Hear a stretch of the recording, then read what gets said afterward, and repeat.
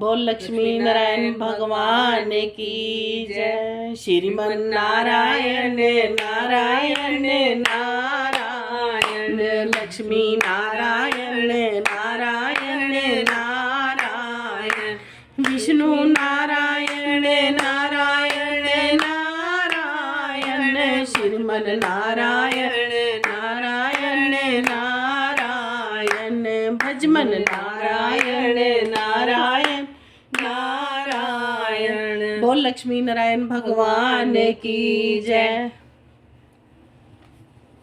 कार्तिक महात्म का 17वां अध्याय। सूत जी कहने लगे कि जब सब व्रतों में उत्तम व्रत और मोक्ष के देने वाले एकादशी के व्रत का महात्म्य सुनो। एकादशी निधि कृष्ण पक्ष की हो या शुक्ल पक्ष की, अन्न नहीं खाना चाहिए।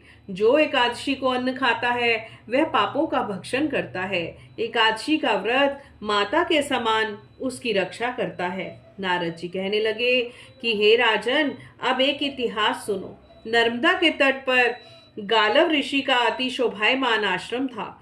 गालव का भद्रशील नाम का एक पुत्र था जो विष्णु का परम भक्त था। वह बालकों के साथ भगवान की मूर्ति बनाकर पूजन किया करता था। साथ ही बालकों को उपदेश दिया करता कि वह भी भगवान का पूजन करें और एकादशी का व्रत रखें। बालक भी उसका उपदेश सुनकर वैसा ही किया करते थे।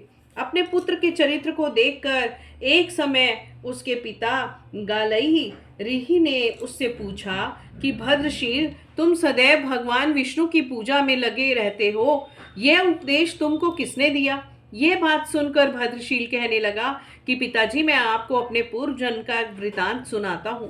पहले जन्म में मेरा जन्म चंद्रवंश में हुआ था। कर्म कीर्ति मेरा नाम था। दत्तात्रेय जी से मैंने शिक्षा दीक्षा ग्रहण की।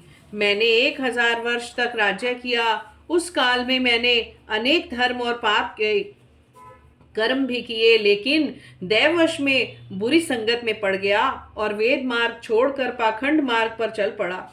मेरे इन आचरणों को देखकर प्रजा भी पाप के कर्म करने लगी। इस प्रकार धर्मशास्त्रों के कथनानुसार प्रजा के पाप का 6वां भाग मुझको भी मिलने लगा। एक दिन हम शिकार खेलने के लिए वन में गए, इसलिए सारे दिन भूखे और प्यासे ही रहे।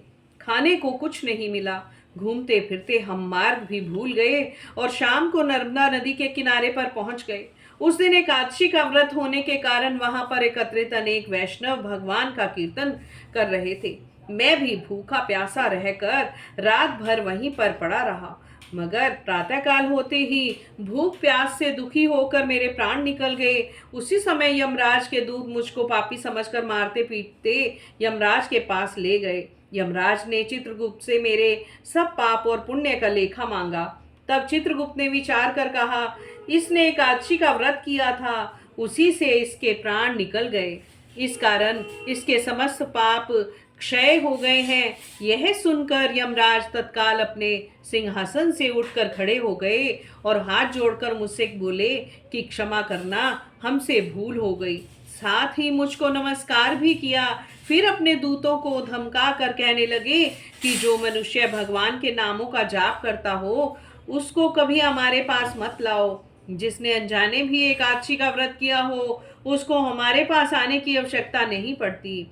उसके बाद यमराज ने मेरा पूजन किया और फिर मुझे सुंदर विमान में बिठाकर विष्णु लोक को भेज दिया। हजारों वर्ष तक इंद्रलोक और विष्णु लोक में रहने के पश्चात अब फिर मैंने वहां पर जन्म लिया है। जो कोई इस कथा को पढ़ता है या सुनता है उसके सभी पाप नष्ट हो जाते हैं। बोल लक्ष्मी नारायण भगवान की जय। ओम नमो भगवते वासुदेवाय। ओम नमो भगवते वासुदेवाय। ओम नमो भगवते वासुदेवाय। ओम नमो भगवते वासुदेवाय। ओम नमो भगवते वासुदेवाय। बोल लक्ष्मी नारायण भगवान की जय।